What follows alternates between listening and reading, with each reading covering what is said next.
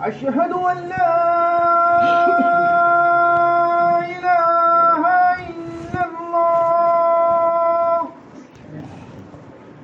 أشهد أن لا إله إلا الله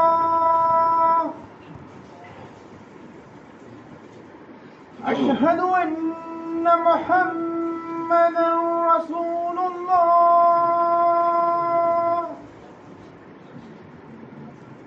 أشهد أن محمدا رسول الله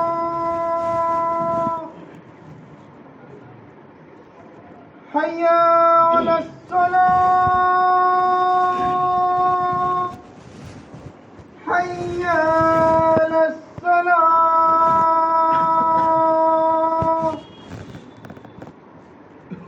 حي على الفلاح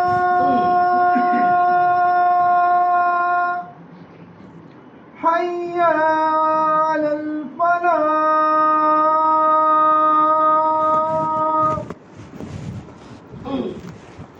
الله أكبر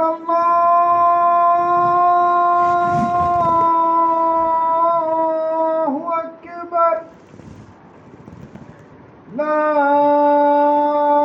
إله إلا الله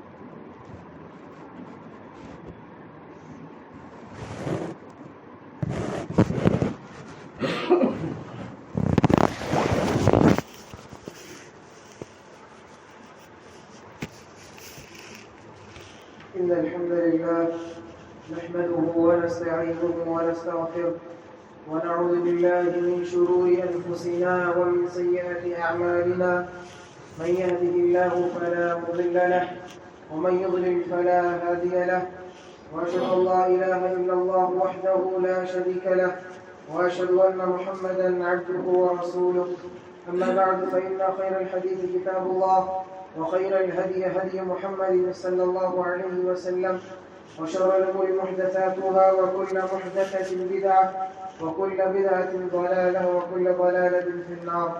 وقد قال الله تبارك وتعالى في كلامه المجيد والفرقان الحميد: أعوذ بالله السميع العليم من الشيطان الرجيم. بسم الله الرحمن الرحيم. يا أيها الذين آمنوا اتقوا الله حق تقاته ولا تموتن إلا وأنتم مسلمون. يا أيها الناس اتقوا ربكم الذي خلقكم من نفس واحدة وخلق منها زوجها وبث منهما رجالا كثيرا ونساء واتقوا الله الذي تساءلون به والأرحام إن الله كان عليكم رقيبا. يا أيها الذين آمنوا اتقوا الله وقولوا قولا سديدا يصلح لكم أعمالكم ويغفر لكم ذنوبكم ومن يطع الله ورسوله فقد فاز فوزا عظيما. رب اشرح لي صدري ويسر لي أمري واحلل عقدة من لساني يفقهوا قولي. سبحانك لا علم لنا إلا ما علمتنا إنك أنت العليم الحكيم. اللهم صل على محمد وعلى آل محمد كما صليت على إبراهيم وعلى آل إبراهيم إنك حميد مجيد. اللهم بارك على محمد وعلى آل محمد كما باركت على إبراهيم وعلى آل إبراهيم إنك حميد مجيد. وقال عز وجل في كلامه المجيد: أعوذ بالله من الشيطان الرجيم. بسم الله الرحمن الرحيم.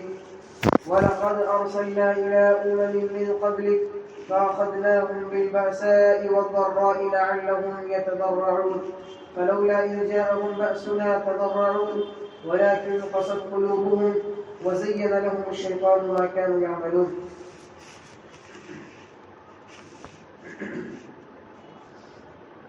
محترم حاضرین جمعہ، ہر قسم کی تعریف و تفصیل، کبریائی، بڑائی، بزرگی اللہ رب العالمین کی لائق و زیبا ہے. اور درود و سلام نازل ہو تمام انبیاء کرام پر، خصوصاً ہمارے آخری نبی احمد مصطفیٰ محمد مصطفیٰ علیہ صلی اللہ علیہ وسلم پر۔ آج کے اس جمعے میں جس موضوع کے تحت آپ کے سامنے کچھ باتیں رکھنا چاہتا ہوں وہ ہے عذاب کی مختلف شکلیں، یا وہ عذاب جس سے انسان یہ امید نہیں رکھتا کہ یہ عذاب ہو سکتی ہے۔ بسا اوقات آدمی اس عذاب میں، اس مصیبت میں گرفتار ہوتا ہے، لیکن اسے احساس نہیں ہوتا کہ ہم اسی عذاب میں ہیں۔ در حقیقت وہ اللہ کی طرف سے بہت بڑی آزمائش اور ایک عذاب کی شکل اختیار کی ہوتی ہے۔ سب سے پہلے آپ غور کریں، اللہ رب العالمین نے قرآن مجید میں جہاں کہیں بھی عذاب کا ذکر فرمایا، چاہے وہ عذاب دنیاوی ہو یا اخروی ہو یا قبر کی عذاب، اللہ رب العالمین نے عذاب کے ساتھ ساتھ انسان کو خبردار کرنے کے لیے ایک موقع فراہم کرتا ہے، اور وہاں پر توبہ کا ذکر ہے۔ جیسے کہ اللہ رب العالمین نے ارشاد فرمایا سورۃ توبہ سورہ نمبر 9 آیت نمبر 216 میں، اولا يرون انهم يفتنون في كل عام مرة او مرتين ثم لا يتوبون، کہ یہ کیا ہو گیا ہے؟ اولا يرون، کیا یہ دیکھتے نہیں؟ انهم يفتنون في كل عام، کہ انہیں ہر سال، فی کل عام، عام معنی ہوتے ہیں سال، ہر سال یفتنون فی کل عام مرۃ او مرتین، ایک مرتبہ یا دو مرتبہ آزمائش میں، مصیبت میں مبتلا کیا جاتا ہے۔ ثم لا یتوبون، لیکن پھر بھی وہ کیا کرتے ہیں؟ پھر بھی وہ توبہ و استغفار نہیں کرتے، لوٹتے نہیں ہیں اللہ کی طرف۔ ولا هم یذکرون، اور نہ ہی اس مصیبت سے اور اس آزمائش سے وہ نصیحت حاصل کرتے ہیں۔ یعنی اللہ رب العالمین ایک معاشرے میں، سماج میں، یا ایک ملک میں، یا ایک شہر میں، چاہے انفرادی یعنی انڈیویجولی ہو یا اجتماعی تمام لوگوں کے ساتھ ہو، کسی نہ کسی مصیبت میں، فتنے میں، آزمائش میں اللہ تعالیٰ ڈالتے ہیں۔ انسان یہ مشاہدہ کرتا ہے، بسا اوقات اس کی زندگی میں ایسے معاملے آ جاتے ہیں کہ وہ یہ سمجھتا ہے کہ یہ معاملہ صرف میرے ساتھ ہو رہا ہے، اس مصیبت میں خالی ہم ہی پریشان ہیں۔ انفرادی، خاندان کو لے کر، کسی بھی چیز کو لے کر ایک آدمی کبھی تنہا پریشان ہوتا ہے، اور بسا اوقات کوئی مصیبت، کوئی پریشانی ایسی آتی ہے کہ اللہ رب العالمین تمام مسلمانوں کو ایک ساتھ اس بات کا احساس دلاتے ہیں کہ ہاں واقعی مسلمان دین سے دور ہے، اس لیے یہ مصیبت آئی ہے، گناہ کے شکار ہے، اس لیے مسلمانوں پر یہ عذاب آئی ہے۔ اور کبھی کبھی اللہ رب العالمین مسلمان اور غیر مسلمان کی تفریق کو چھوڑ کر تمام دنیا والوں پر کبھی کوئی مصیبت ایسی ڈال دیتے ہیں تاکہ پوری دنیا والے انسانوں کو اس بات کا احساس ہو جائے کہ واقعی وہ کسی نہ کسی چیز میں شکار ہے، کسی نہ کسی فتنے میں مبتلا ہے، کہیں نہ کہیں وہ غلطی کر رہے ہیں۔ اب ہر طرح کے عذاب آتے کہ کورونا کا ہو یا لاک ڈاؤن کا ہو، جس میں کسی کی کوئی تفریق نہیں، سب لوگ پریشان۔ کبھی کچھ ایسے مسائل کھڑے ہوتے ہیں کہ اس میں مسلمان پریشان ہوتے ہیں، کبھی کوئی ایسے مسائل کھڑے ہوتے ہیں کوئی خاندان پریشان ہوتی ہے، پورے والدین، بھائی بہن سب اس مسئلے سے جوجھتے ہیں، پریشان ہوتے ہیں، اور کبھی کبھی ایک انسان تنہا اکیلا پریشان ہوتا ہے۔ اس کی وجہ اللہ رب العالمین نے اس آیت میں بیان فرمائی، سورۃ توبہ جو آپ کے سامنے پڑھی گئی 216، اولا یرون انہم یفتنون فی کل عام، کہ اللہ رب العالمین ہر سال ایک مرتبہ، دو مرتبہ کر کے آزماتے ہیں، مصیبت میں ڈالتے ہیں، لیکن کیا ہو گیا؟ پھر یہ توبہ کیوں نہیں کرتے؟ پھر وہ رجوع کیوں نہیں کرتے؟ ولا هم یذکرون، اور اس مصیبت سے سبق کیوں نہیں لیتے؟ نصیحت کیوں حاصل نہیں کرتے؟ یعنی عذاب کے ساتھ ساتھ اللہ تعالیٰ نے توبہ کا دروازہ کھولا اور یہ فرمایا کہ آزمائش سے، مصیبت سے، گھبراہٹ سے، بے چینی سے تمہیں آزاد ہونا ہے تو تم توبہ و استغفار کرو، اللہ تعالیٰ کی طرف لوٹو۔ اللہ تعالیٰ ہمیں اور آپ کو توبہ و استغفار کرنے کی توفیق عطا فرمائے۔ اسی طریقے سے اس کے بعد خطبہ رسولہ کے بعد آپ کے سامنے ایک آیت تلاوت کی گئی، سورہ نام سورہ نمبر 6 ہے، آیت نمبر 42-43۔ اللہ رب العالمین نے ارشاد فرمایا وَلَقَدْ أَرْسَلْنَا إِلَىٰ أُمَمٍ مِّن قَبْلِكَ فَأَخَذْنَاهُم بِالْبَأْسَاءِ وَالضَّرَّاءِ لَعَلَّهُمْ يَتَضَرَّعُونَ کہ ہم نے آپ سے پہلے جتنی امتیں گزری ہیں ان کے اوپر بھی ہم نے ان کے لیے بھی بہت سے انبیاء اور رسول کو ہم نے بھیجے۔ فَأَخَذْنَاهُم بِالْبَأْسَاءِ وَالضَّرَّاءِ اور وہ لوگ ان کو نہ مانے، نبیوں پر ایمان نہیں لائے، تو اللہ رب العالمین نے فرمایا فَأَخَذْنَاهُم بِالْبَأْسَاءِ وَالضَّرَّاءِ تو ہم نے انہیں مصیبتوں میں اور تنگی میں، تکلیف میں پکڑ لیا، یعنی مصیبت ڈال کر کے، تنگی اور مشقت میں ڈال کر کے اللہ نے ان کو گرفتار کر لیا۔ لعلہم یتضرعون کیوں مصیبت میں ڈالا، دنیاوی عذاب میں مبتلا کیوں کیا؟ لعلہم یتضرعون تاکہ وہ خاکسار ہو جائے، تضرع اور عاجزی اختیار کرے، جھکاؤ پر اپنے اندر لائے، اپنے اندر نرمی لائے، اکڑپن اور تکبر یہ تمام چیزوں کو چھوڑ دیں۔ تضرع کہتے ہیں اپنے آپ کو جھکا لینا، سرنڈر کر لینا اللہ رب العالمین کے سامنے، اس کو کہتے ہیں تضرع۔ پھر آگے فرمایا اللہ رب العالمین نے آیت 43 میں فَلَوْلَا إِذْ جَاءَهُمْ بَأْسُنَا تَضَرَّعُوا تو یہ لوگ تضرع اختیار کیوں نہیں کیے؟ موقع دیا اللہ رب العالمین نے عذاب کے ذریعے احساس دلانے کے لیے، لیکن احساس ہی نہیں ہوا، اس لیے تضرع اختیار نہیں کیے۔ تو اللہ تعالیٰ پھر سوال کر رہے کیوں نہیں جھکے، یہ کیوں نہیں لوٹے اپنے رب کی طرف؟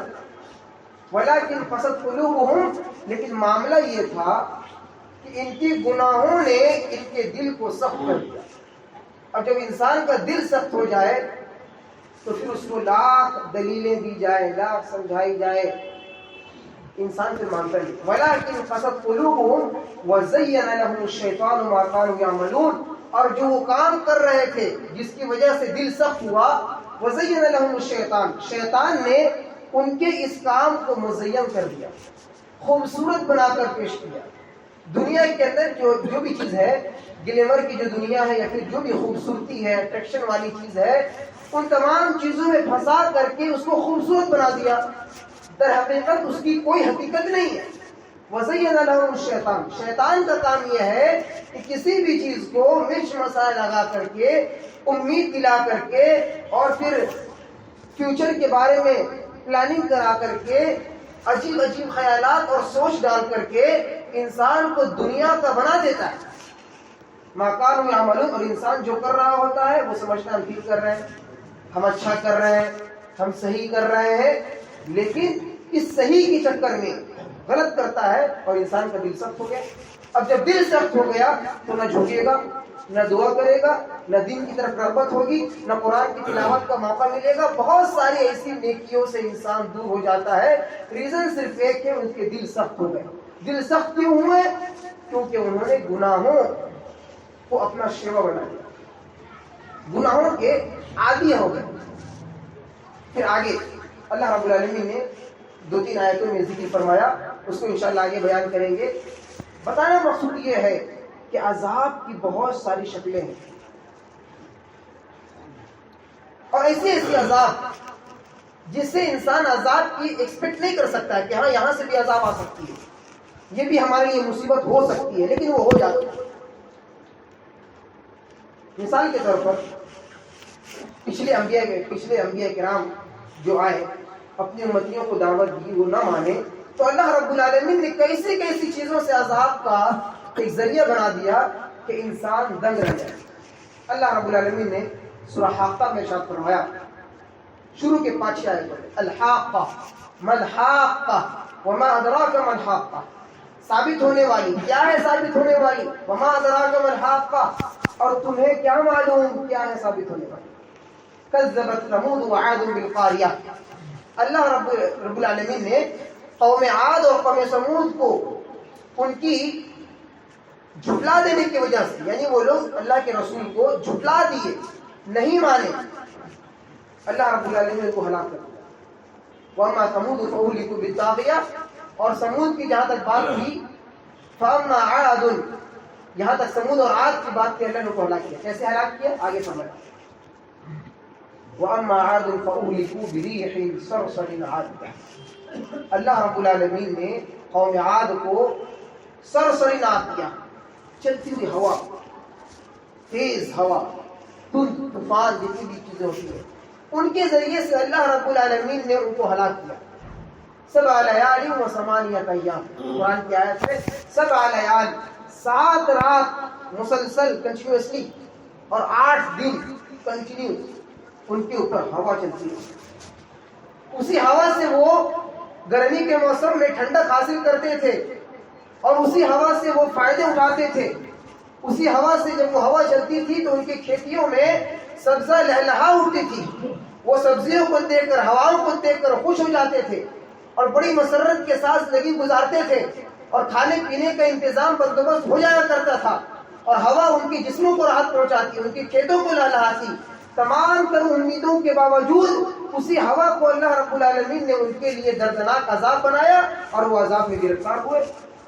پھر آگے کیا ہوا؟ اللہ رب العالمین نے فرمایا فَهَلْ تَرَىٰ لَهُم مِّن بَاقِيَةٍ، کیا تم ان لوگوں میں سے کسی کو باقی دیکھتے ہو؟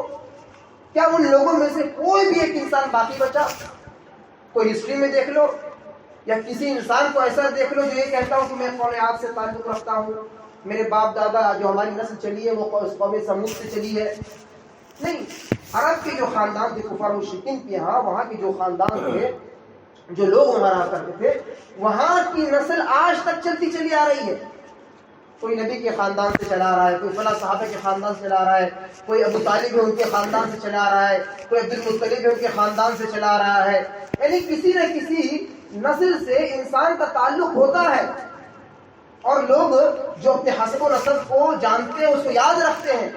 لیکن کسی نے بھی آج تک یہ نہیں کہا کہ میرا تعلق قوم عاد سے ہے یا قوم سمود سے ہے یا فلاں فلاں انبیاء سے ہے. اللہ رب العالمین نے پوری نسل کاٹ کر رکھ دی، بچے تو بچے، بوڑھے جوان، سب کو اللہ رب العالمین نے اس میں تہس نہس کر دیا، جڑ سے پھاڑ دیا. فَهَلْ تَرَىٰ لَهُم مِّن بَاقِيَةٍ، کیا کسی کو دیکھتے ہو تم باقی؟ وَجَاءَ فِرْعَوْنُ وَمَنْ قَبْلَهُ وَالْمُؤْتَفِكَاتُ بِالْخَاطِئَةِ، اور اس بعد فرعون بھی آیا، اس سے پہلے اور بعد کے بہت سے لوگ آئے، لیکن اللہ رب العالمین نے نافرمانوں کے لیے یہ سزا مقرر فرمائی. كأنهم، اسی میں آیت نمبر 8 اور 9 میں كأنهم أعجاز نخل خاوية، جب انہیں اللہ رب العالمین نے عذاب سے دوچار کیا، اللہ تعالی نے فرمایا کہ گویا کہ کھجور کا جو درخت ہوتا ہے اس کی ٹہنی جو ہوتی ہے زمین پر اگر گر جائے، بکھیر دی جائے، پڑی ہوئی ہو، اس طرح ایک دم سوکھی ٹہنی کھجور کی جو زمین پہ پڑی ہوئی ہو، اس کی کوئی اوقات نہ ہو. اللہ رب العالمین نے مثال فرمائی، مثال یہ دیا کہ دیکھو قوم عاد اور قوم سمود کے لوگ جو تھے ان کی مثال کھجور کے درخت کے تنے کی طرح، جن کی کوئی حیثیت نہیں، کوئی پوچھنے والا، کوئی دیکھنے والا. اسی طریقے سے آئیے آگے. قوم عاد کے اندر ایک برائی یہ تھی کہ وہ اپنے اندر کبر پیدا کیے ہوئے، ان کے اندر تکبر کا ایک مادہ تھا. قوم سمود کے اندر بھی کبر کا مادہ تھا.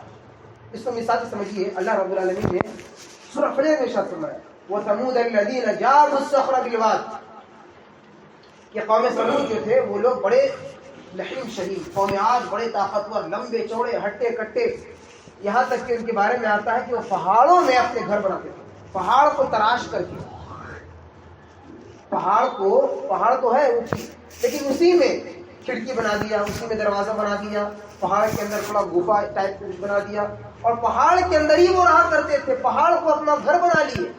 کاشتکاری جو تھی، کیا بولتے اس کو، تعمیراتی فن جو تھا ان کے اندر بہت زبردست چیز تھی. وہ پہاڑ کے اندر ہی رہا کرتے اور انہیں اس بات پر بڑی عقل ہو گئی تھی، تکبر ہو گیا. اللہ رب العالمین نے اس کا ذکر سورہ حامیم سجدہ نے ارشاد فرمایا، ذکر فرمایا فَأَمَّا عَادٌ فَاسْتَكْبَرُوا فِي الْأَرْضِ بِغَيْرِ الْحَقِّ وَقَالُوا مَنْ أَشَدُّ مِنَّا قُوَّةً. جہاں تک بات عاد کی ہے، قوم عاد کی، فَاسْتَكْبَرُوا فِي الْأَرْضِ، وہ زمین میں تکبر اختیار کر لیا.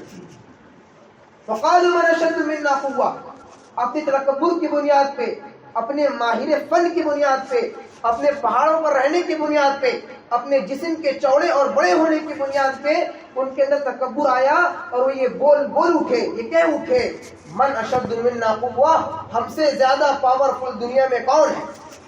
من اشد منا قوہ، ہم سے زیادہ طاقتور کون ہے؟ مال کے اعتبار سے، گھر کے اعتبار سے، لڑائی کے اعتبار سے، جسم کے اعتبار سے، ہر اعتبار سے ہم سے بڑا کون ہے؟ اولم یہ اللہ رب العالمین نے آگے نصیحت کیا اولم یروا ان اللہ الذی خلقهم هو اشد منهم قوہ، وہ اس بات کو بھول گئے، پتہ ہی نہ چلا کہ اللہ رب العالمین جس نے ان لوگوں کو پیدا کیا وہ ان سے زیادہ طاقتور ہے، مضبوط ہے۔ وہ اللہ تعالیٰ کو بھول ہی گئے اور تکبرانہ الفاظ کہہ اٹھے کون ہے ہم سے زیادہ طاقتور والا۔ اس لیے کسی بھی انسان کو ایسے الفاظ سے بچنا چاہیے جس کے اندر تھوڑی تکبر پیدا ہو، تھوڑی چودراہٹ پیدا ہو۔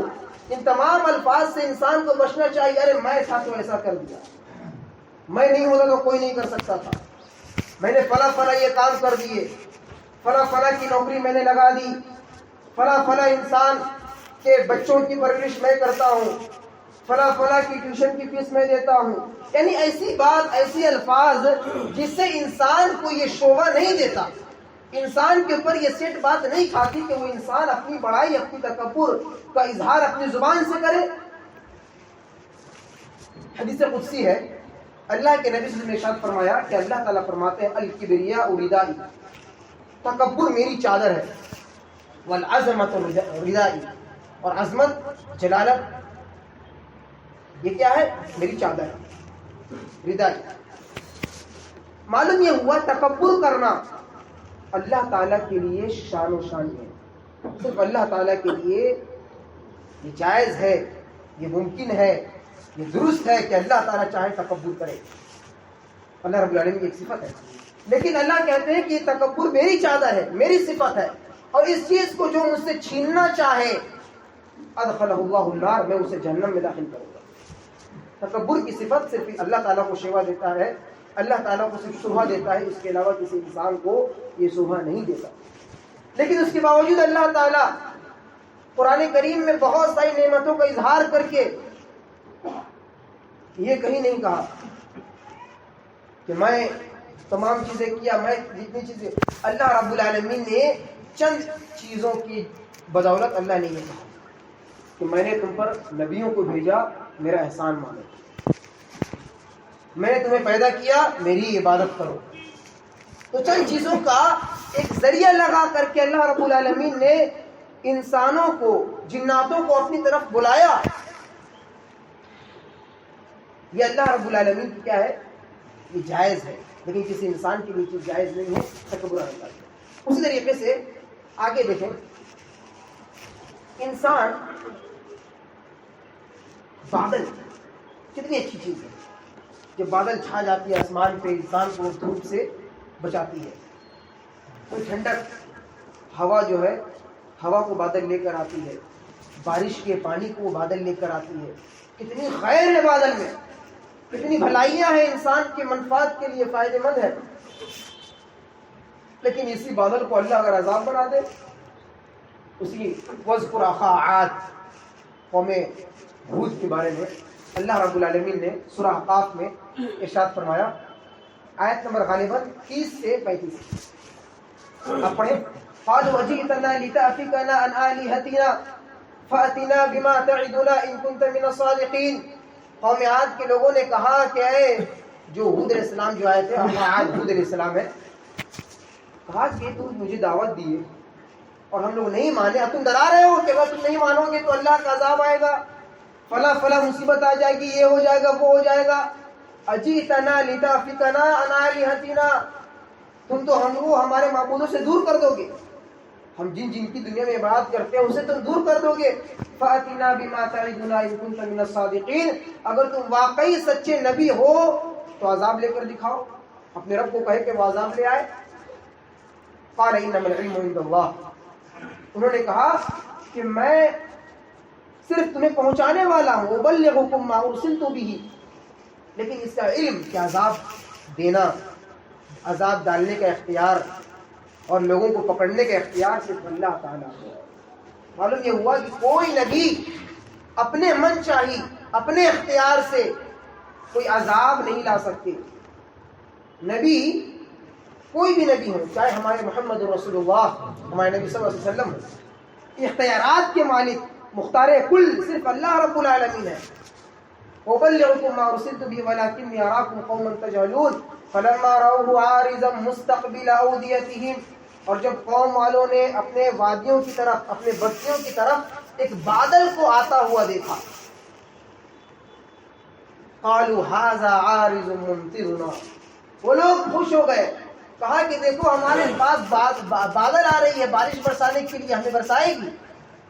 رِيحٌ فِيهَا عَذَابٌ أَلِيمٌ، یہ بادل ہوا کی شکل میں تھی، ہوا تھی جس کے اندر اللہ رب العالمین کا دردناک عذاب تھا.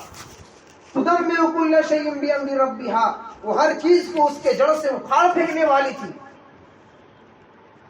فاصبحوا لا يرى الا مساكنهم، تو تم ان کے گھروں کے علاوہ کسی اور چیز کو نہیں دیکھتے. كذلك نجزي القوم المجرمين، اللہ رب العالمین کہہ رہے ہیں کہ ہم اسی طریقے سے مجرموں کو بدلہ دیتے ہیں.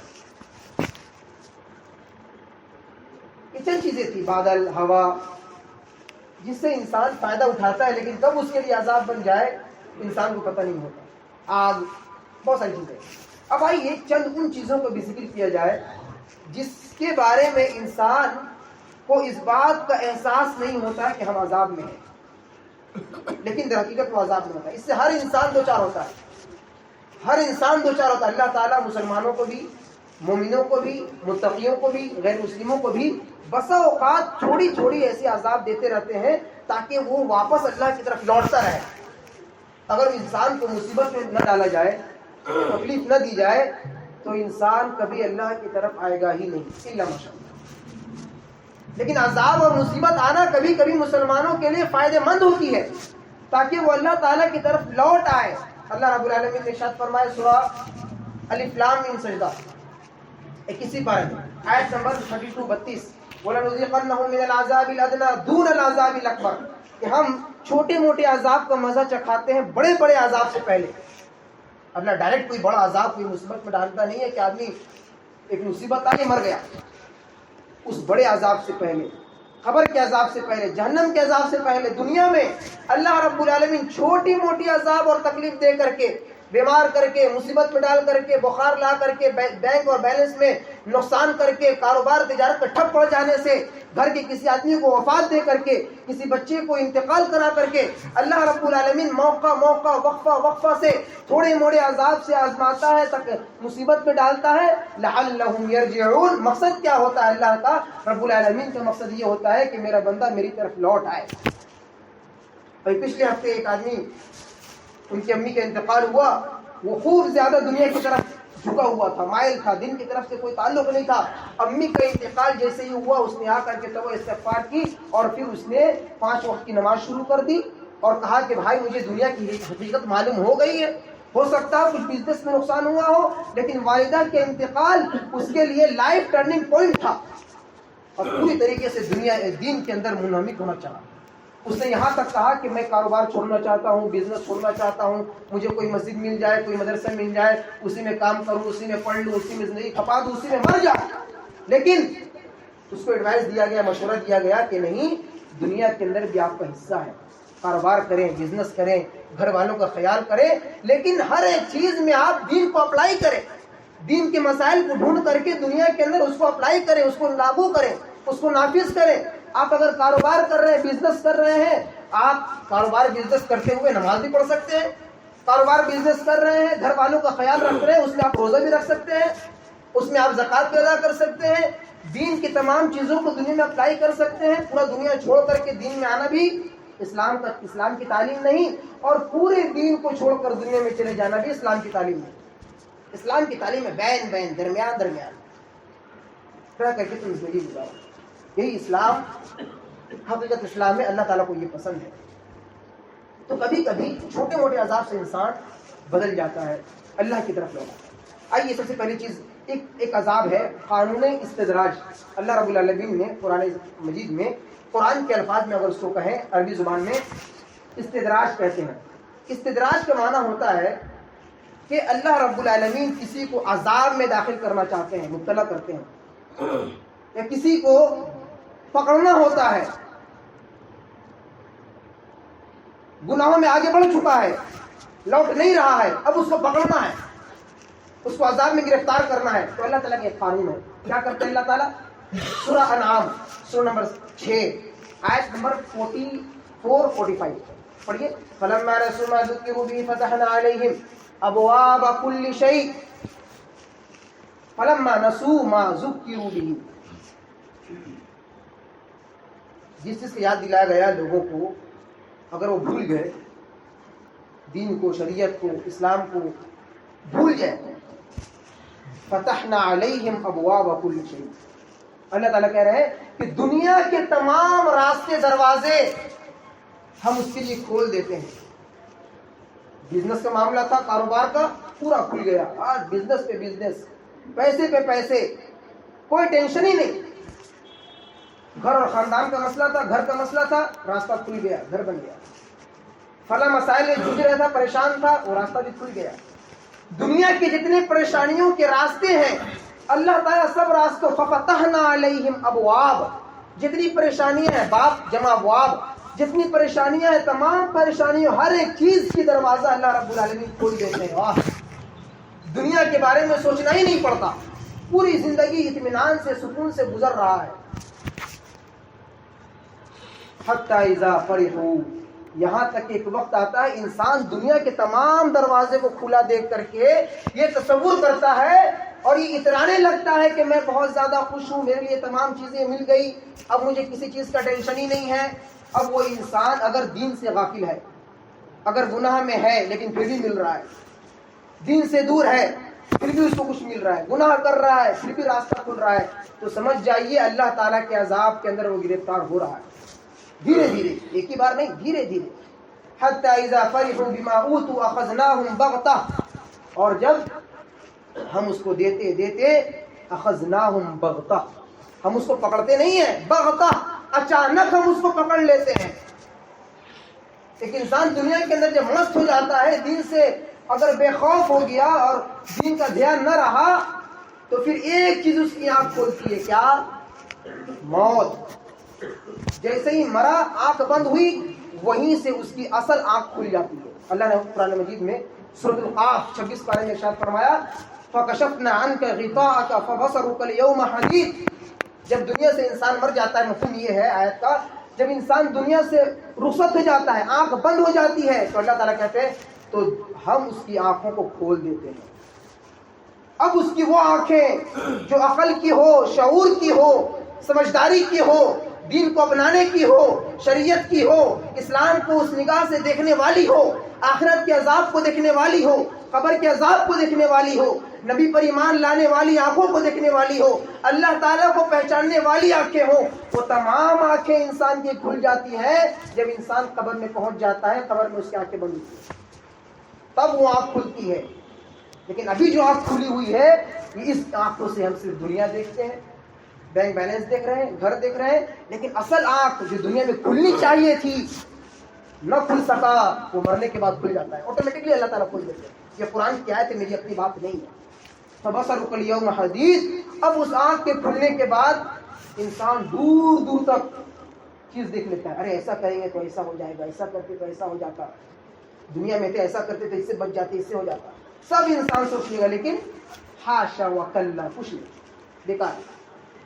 تو یہ قانونی استدراج ہے، انسان کو پتہ نہیں ہوتا. انسان سوچتا ہے ہم کو سب اللہ تعالیٰ دے رہے ہیں یعنی اللہ ہم سے خوش ہے، اللہ ہم کو سب نواز رہے ہیں یعنی اللہ ہم سے خوش ہے. نہیں، ضروری نہیں ہے.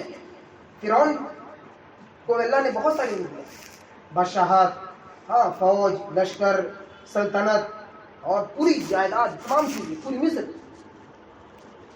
کیا اللہ ہم سے خوش تھا؟ نہیں، اللہ اس سے ناراض تھا. اس بنیاد سے اگر کسی انسان کو پوری دنیا کھلتی نظر آ رہی ہے، تمام چیزیں ایک دم فری ویل ہوتا جا رہا ہے، تو سمجھ لیجیے اور غور کیجیے کہیں ہم گناہ تو نہیں کر رہے، کہیں ہم دین سے دور تو نہیں ہیں. جو ہم کو مل رہا ہے اتنا کیوں ہے؟ صحابہ کرام پریشان ہو جاتے تھے.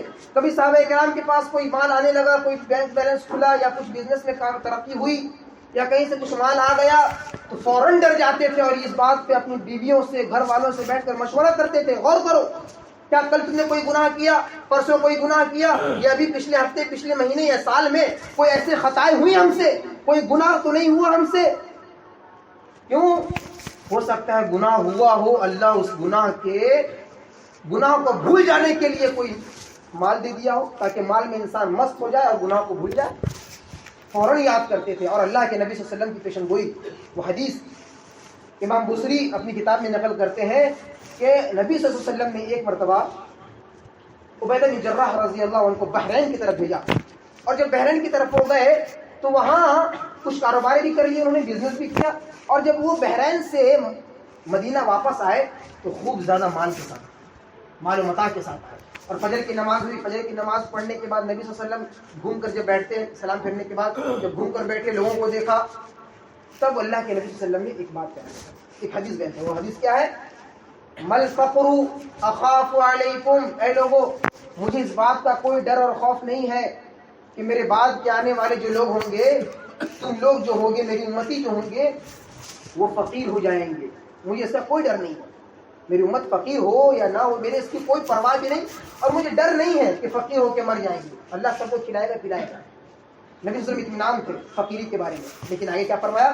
وَلَكِنِّي أَخَافُ عَلَيْكُمْ، لیکن میں اپنی امتیوں کے بارے میں مجھے ڈر لگتا ہے جس چیز کا، وہ یہ أَن تُبْسَطَ عَلَيْكُمُ الدُّنْيَا كَمَا بُسِطَتْ أَحَدُكُمْ كَمَا بُسِطَتْ عَلَى مَنْ كَانَ قَبْلَكُمْ، مجھے اس بات کا ڈر ہے کہ میری امتیوں پر پوری دنیا کے دروازے کھول دیے جائیں گے جس طرح تم سے پہلے لوگوں پر دروازے کھول دیے گئے، عَلَى مَنْ كَانَ قَبْلَكُمْ، اور وہ اسی دروازے کھل جانے کی وجہ سے اللہ نے ان کو ہلاک کر دیا، ان کی ہلاکت ہونے کی وجہ سے اللہ تعالیٰ میری امت کو بھی ہلاک برباد نہ کر دے۔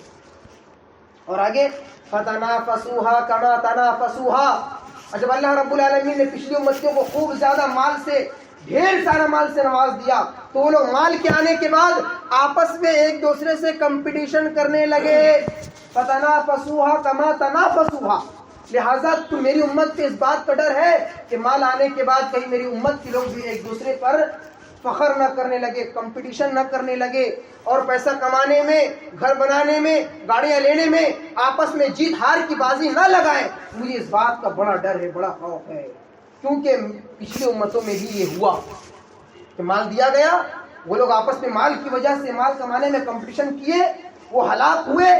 مجھے بھی اس بات کا ڈر ہے اللہ میری امت کو کوئی مال نہ دے دی خوب زیادہ، اور وہ کمپٹیشن نہ کرنے لگے، اور کمپٹیشن کے چکر میں حسد، جیلسی، بغض، عداوت، قتل، تمام چیزیں، جادو، جتنی بھی چیزیں برائیاں ہو سکتی ہیں یہ حسد کی وجہ سے ہوتی ہے، اور حسد کی پہلی سیڑھی کیا ہوتی ہے؟ کمپٹیشن، ایسی کمپٹیشن جس میں دنیا کا فائدہ نہ ہو۔ آپ قرآن پڑھنے میں کمپٹیشن کرتے ہیں الحمدللہ، لیکن نماز میں کمپٹیشن کرتے ہیں الحمدللہ، وہ دعائیں مانگنے میں کمپٹیشن کرتے ہیں الحمدللہ، لیکن دنیا کے معاملے میں کسی میں کمپٹیشن اگر آپ کر رہے ہیں تو آپ کی ہو سکتا ہے اللہ رب العالمین ہلاک کرنا چاہتا ہو۔ اس لیے فوراً ہمیں توبہ و استغفار کرنا چاہیے ان تمام چیزوں سے جو ہمارے معاشرے اور سماج میں غیر اسلامی یا غیر تہذیبی رواج چل پڑا ہے۔ اس چیز سے ہمیں غور کرنا ہے کہ ہم اس میں تو نہیں، ہم اس میں تو نہیں۔ اسی طریقے سے ایک انسان کو اس بات کا احساس نہیں ہوتا ہے کہ وہ اللہ کے عذاب میں مبتلا ہے، وہ کیا ہے؟ گناہ پہ گناہ کرتے جاتا ہے، جیسے کہ بتایا گیا، گناہ پہ گناہ کرتے جاتا ہے، انسان کو پھر نیکی کی توفیق نہیں ملتی۔ جب ایک آدمی گناہ چھوڑے گا تب تو نیکی کرے گا، جب گناہ پہ گناہ ہے تو نیکی کا موقع کہاں ملا؟ امام ابن قیم رحمۃ اللہ علیہ کہتے ہیں کہ ایک انسان جب ایک نیکی کرتا ہے تو اللہ تعالیٰ اس ایک نیکی کی وجہ سے اگلی نیکی کرنے کے دروازے کھول دیتے ہیں۔ ایک نیکی کیا، اب آگے ایک انسان رات میں سونے گیا، حدیث میں کیا ہے کہ آدمی جب سوئے تو وضو بنا کر سوئے، جیسے نماز کے لیے وضو بناتا ہے۔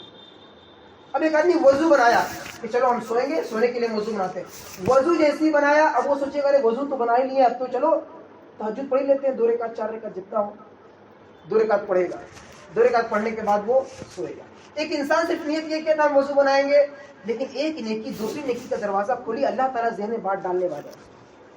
انسان 2 نہیں تو 4 نہیں تو جتنا بھی ممکن ہو تہجد پڑھے گا، دعا پڑھے گا، سو جائے گا، رات پوری خیر وافیت کے ساتھ ہو گئی۔ لیکن ایک انسان، وہ امام قیم کہتے ہیں ایک انسان جب کوئی گناہ کرتا ہے تو اس گناہ کی وجہ سے اللہ تعالیٰ دوسرے گناہ کے دروازے کھول دیتے ہیں۔ ایک گناہ کیا دوسرا اور کھلا، پھر دوسرا کیا، تیسرا کھلا، تیسرا، یعنی گناہ کنٹینیوسلی کرتا چلا جاتا ہے جب تک کہ وہ لوٹے نہ، توبہ نہ کرے۔ اس لیے ہمیں اور آپ کو چھوٹی چھوٹی چیزوں میں، ہم قرآن نہیں پڑھ پا رہے ہیں، اگر کھول نہیں پا رہے ہیں، یہ اللہ کا عذاب ہے۔ نماز پڑھنے کا وقت نہیں مل رہا ہے، شیڈول بہت ٹائٹ ہے، اللہ کا عذاب ہے۔ ہاتھ اٹھا کر دعا نہیں مانگ سک رہے ہیں، ایک دن 2 دن گزر گیا، ہفتہ گزر گئے، اللہ کے سامنے ہم نے ہاتھ نہ اٹھایا، اللہ رب العالمین ہم سے ناراض ہے، یہ اللہ کا عذاب ہے کہ اللہ رب العالمین آپ کو اس لائق نہیں سمجھا کہ میرا بندہ میرے دربار میں آ کر کے 2 رکعت نماز پڑھ سکے، میرے سامنے ہاتھ اٹھا کر دعا کر سکے۔ اللہ تعالیٰ آپ کو اس لائق نہیں سمجھا، یعنی یہ اللہ کی ناراضگی، یہ اللہ کا عذاب ہے۔ آپ اچھے اخلاق سے پیش نہیں آ پا رہے ہیں، چڑچڑا پن ہے آپ کے سامنے، لوگوں سے رویے خراب ہو رہے ہیں، بزنس تعلقات میں بڑا فرق پڑ رہا ہے، آپ کے رویے سے، کیریکٹر سے اللہ ناراض ہے، اللہ کا عذاب ہے۔ ہر ایک چیز گھر میں دیکھیں، آپ کی گاڑی خراب ہو گئی، سواری خراب ہو گئی، ٹھیس لگ گیا، گر گئے، ایکسیڈنٹ ہو گئے، یہ چھوٹی موٹی چیزیں آپ کو ٹریگر دے رہی ہے کہ اللہ کی طرف لوٹو، دعا کرو، نماز پڑھو، قرآن پڑھو اور دین کے بارے میں کہہ رہے ہیں۔ اور آخری بات کہہ کے بات ختم کروں، آخری بات یہ کہ سب سے بڑی خطرناک عذاب اور سب سے خطرناک عذاب جس کو انسان عذاب سمجھتا ہی نہیں، وہ کیا ہے؟ وہ شک شبہ کا عذاب۔ شک شبہ، اس کی کوئی علاج نہیں۔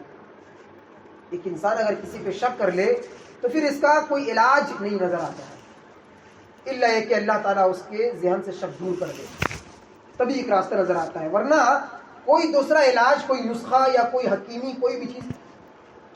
ایک انسان شک شبہ میں کب پڑتا ہے؟ جب عقیدہ ٹھیک نہیں ہوتا، توحید ٹھیک نہیں ہوتی۔ توحید کے جو شرائط ہے، کنڈیشن ہے، یہ تمام چیزوں کو مانو تو توحید کمپلیٹ ہے۔ ان تمام چیزوں کے نقص ہونے کی وجہ سے علم حاصل نہیں کرے گا، اگر عقیدہ نہیں جانے گا، اگر تمام چیزوں کو پڑھ کر کے، سن کر کے نہیں سمجھے گا، توحید اس کی مضبوط نہیں ہوگی۔ پھر عقیدے میں شک شبہ، اور عقیدے میں شک شبہ ہونے کے لیے اسلام کی چھوٹی موٹی چیز پر اعتراض کرے، یار ایسا تو کر لیے کیا ہوا؟ شک شبہ۔ قرآن مجید تو محفوظ ہے، لیکن حدیث اس کی بعد میں لکھی گئی، حدیث کیسے محفوظ ہو سکتی ہے؟ تھوڑا شک لگ رہا ہے حدیث پہ، ہو سکتا ہے یہ حدیث بھی ضعیف ہو، ہمارے سامنے بیان ہو رہی ہے۔ پھر اس کے علاوہ ارے صحابہ کرام تو سب کے سب جنتی، ہاں ٹھیک ہے، لیکن بعض علی رضی اللہ اور معاویہ رضی اللہ عنہ کے درمیان اتنے اختلاف ہو گئے کہ آپ پتہ کون صحابی وہ صحیح تھے یا غلط تھے، نہیں تھے۔ یعنی صحابہ کے بارے میں، حدیث کے بارے میں، دین کے بارے میں، شریعت کے بارے میں چھوٹے چھوٹے نقطے پہ آپ کے دل میں ایک شک شبہ پیدا ہو جانا، اسلام کی بنیاد پہ اور اسلام کی تعلیمات کے کمی ہونے کی وجہ سے، تو شک شبہ عقائد میں جو آپ کے ایمان کو خراب کر دے، برباد کر دے، یہ سب سے بڑا آج کا عذاب ہے اور سب سے بڑا آج کا فتنہ ہے۔ اس کو پاک کرنے کے لیے عقیدہ سیکھیے، علماء سے جڑیے، مسائل جو شک شبہ ہو رہے ہیں اس کو پوچھ کر کے کلیئر کیجیے، تب جا کر کے ایک انسان اپنی عقیدہ کی اصلاح کر پائے گا، اپنے اعمال کی اصلاح کر پائے گا، دنیا کے اندر عذاب سے بچ کر نہیں گزار سکے گا، قبر میں عذاب سے بچ جائے گا اور آخرت میں بھی عذاب سے بچ جائے گا۔ اللہ تعالیٰ سے دعا ہے کہ اللہ تعالیٰ ہم لوگوں کو دنیا کی عذاب ہو یا قبر کی عذاب ہو یا جہنم کی عذاب ہو، ہر قسم کے عذاب سے رب العالمین ہماری حفاظت فرمائے، اور اسی طریقے سے اللہ رب العالمین تمام لوگوں کو جنت الفردوس میں داخلہ عطا فرمائے۔ رب العالمین ہمیں جو بیمار ہے اللہ تعالیٰ سبھی کو شفا کاملہ عاجلہ عطا فرما دے، دنیا میں جہاں کے مسلمان پریشان حال ہیں ان کے پریشانیوں کو دور فرما دے۔ رب العالمین ہم لوگوں کو توبہ استغفار کرنے اور عذاب کو عذاب سمجھ کر کے اس سے بچنے کی اللہ تعالیٰ توفیق عطا فرما دے، فتنے کو فتنہ سمجھ کر کے فتنے سے بچنے کی توفیق عطا فرما دے، اور نیک چیزوں کو نیک سمجھ کر کے اس پر عمل کرنے کی توفیق عطا فرما دے، اور گناہ کو گناہ سمجھ کر کے گناہ چھوڑ دینے کی اللہ تعالیٰ توفیق عطا فرما دے۔ امین اقول قولی هذا واستغفر الله لي ولكم ولسائر المسلمين فاستغفروه من كل ذنب انه هو الغفور الرحيم۔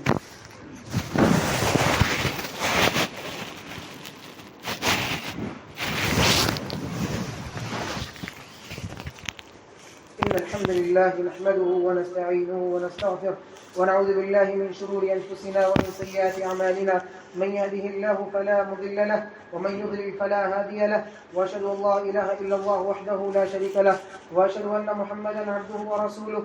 أما بعد فإن خير الحديث كتاب الله وخير الهدي هدي محمد صلى الله عليه وسلم وشر الأمور محدثاتها وكل محدثة بدعة وكل بدعة ضلالة وكل ضلالة في النار. وقد قال الله تبارك وتعالى في كلامه المجيد: أعوذ بالله السميع العليم من الشيطان الرجيم. بسم الله الرحمن الرحيم. إن الله وملائكته يصلون على النبي يا أيها الذين آمنوا صلوا عليه وسلموا تسليما. اللهم صل على محمد وعلى آل محمد كما صليت على إبراهيم وعلى آل إبراهيم إنك حميد مجيد. اللهم بارك على محمد وعلى آل محمد كما باركت على إبراهيم وعلى آل إبراهيم إنك حميد مجيد. عباد الله رحمني ورحمكم الله، إن الله يأمر بالعدل والإحسان وإيتاء ذي القربى وينهى عن الفحشاء والمنكر والبغي يعظكم لعلكم تذكرون. اذكروا الله يذكركم وادعوه يستجب لكم ولذكر الله أكبر والله يعلم ما تصنعون.